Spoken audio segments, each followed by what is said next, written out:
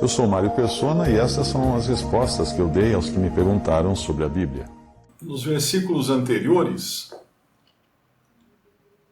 ele fala de consolo, no versículo 2, unidos em amor, enriquecidos da plenitude da inteligência para conhecimento do mistério de Deus e Pai e de Cristo, em quem estão escondidos todos os tesouros da sabedoria e da ciência.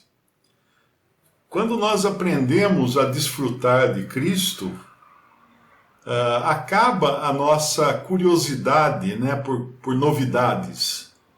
Quando nós lemos Atos, nós vemos lá que os gregos eram muito afoitos, muito desejosos de conhecer novidades, por isso que eles iam escutar o que Paulo estava pregando.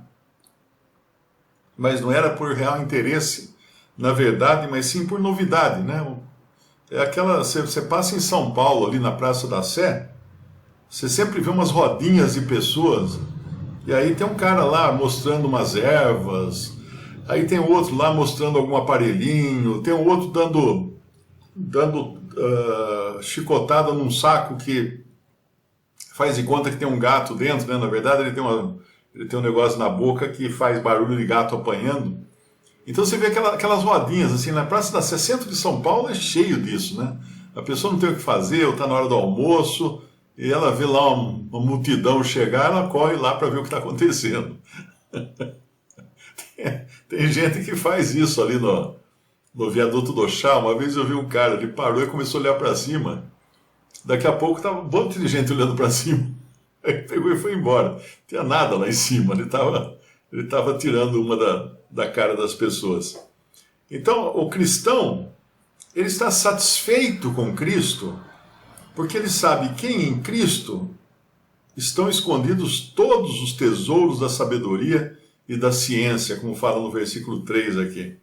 Então, uma vez que você está firmado na verdade, e é por isso que é importante ler a Bíblia, ouvir ministério da palavra, ficar bem ancorado na verdade, e principalmente na comunhão com o Senhor Jesus, para poder, qualquer vento que venha de doutrina, poder dizer assim, não, essa não é a voz do meu pastor.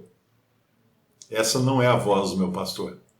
Uma pessoa reconhece uma voz amiga, mesmo em meio a uma multidão conversando, de repente ele pega e fala, conheço essa voz, conheço essa pessoa.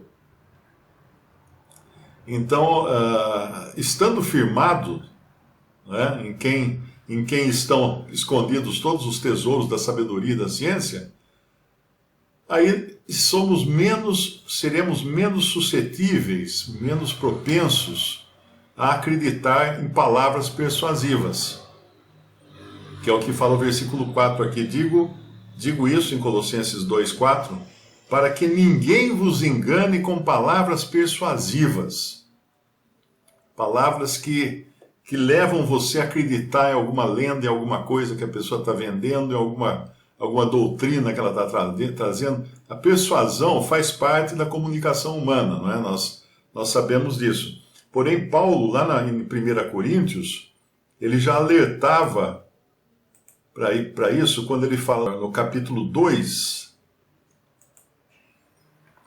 ele fala no versículo 1, de 1 Coríntios 2.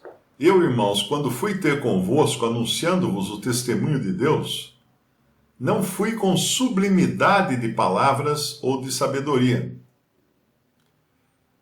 porque nada me propus saber entre vós, senão a Jesus Cristo e este crucificado. E estive convosco em fraqueza, e em temor, e em grande tremor.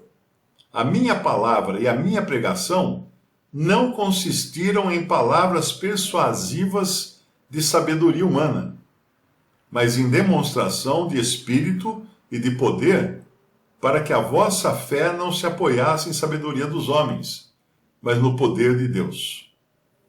Então é sempre bom saber disso, né? Que o poder não está nas nossas palavras, ou na entonação que nós damos a ela, ou na capacidade de persuadirmos as pessoas, mas está em Deus. Se o Espírito Santo não convencer uma pessoa, não adianta nada, nós falamos ao vento. Agora, se a pessoa for convencida pelas nossas palavras, aí é muito perigoso, porque ela vai nos colocar como sendo alguém, ao invés de olhar para nós como apenas um porta-voz. Um porta-voz da palavra de Deus, alguém que está trazendo a palavra de Deus.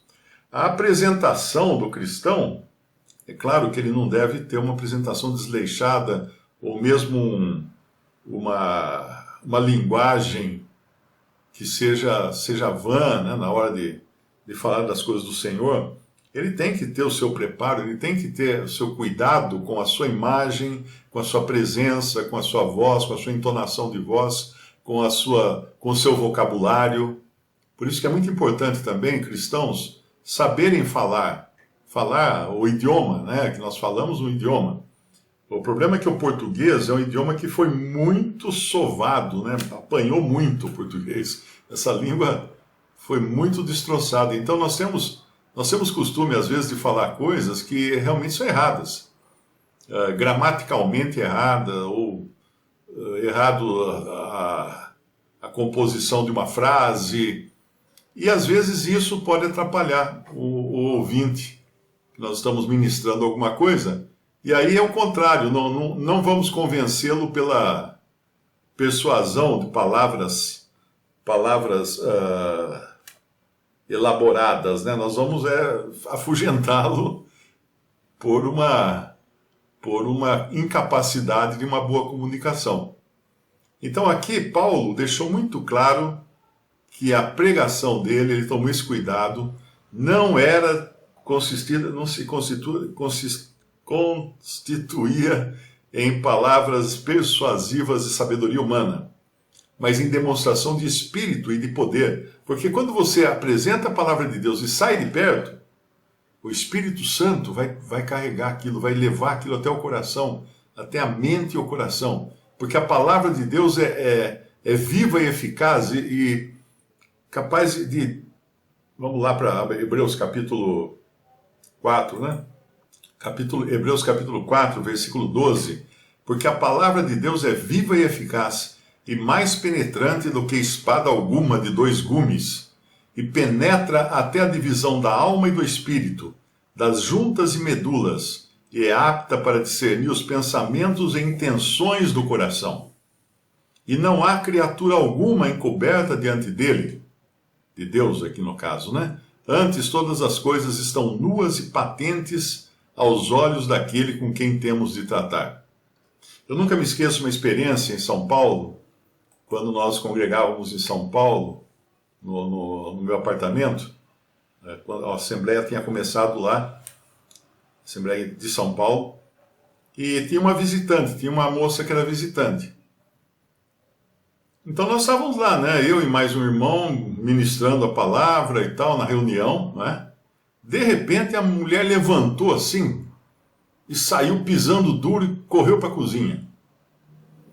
Aí uma irmã foi lá atrás, viu o que aconteceu com ela, se ela estava se sentindo bem ou alguma coisa assim.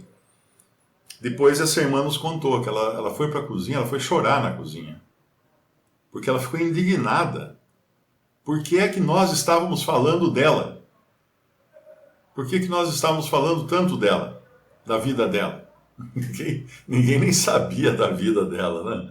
Ninguém estava falando nada dela. Mas o Espírito Santo usou o que foi ministrado para ir direto, cortar lá medulas, cortar a carne dela, cortar ela no meio, com espada, né? Porque a espada, a palavra de Deus é como uma espada afiada. Então, Paulo aqui alertava para tomar cuidado, para não se apegar à persuasão, a técnicas persuasivas de comunicação, de linguagem e tudo mais, para que o poder fosse unicamente do Espírito Santo de Deus. Visite respondi.com.br. Adquira os livros ou baixe e-books. Visite 3minutos.net. Baixe o aplicativo.